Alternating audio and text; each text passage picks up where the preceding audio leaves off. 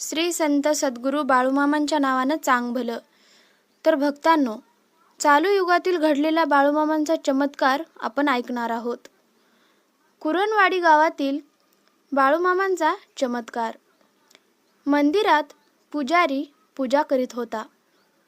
त्याला बाळूमामा म्हणाले, मी डोंगरगाव येथील एक अनोख्या मुलाचे रूप घेऊन जन्माला येईल आणि जे लोक धर्माचा नाश करतात त्याचा मी नाश करीन.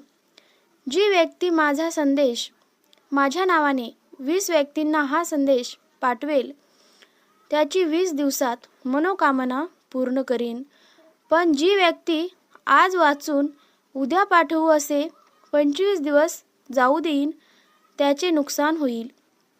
इतके म्हणून बाळूमामा 38 पावले जाऊन अदृश्य झाले.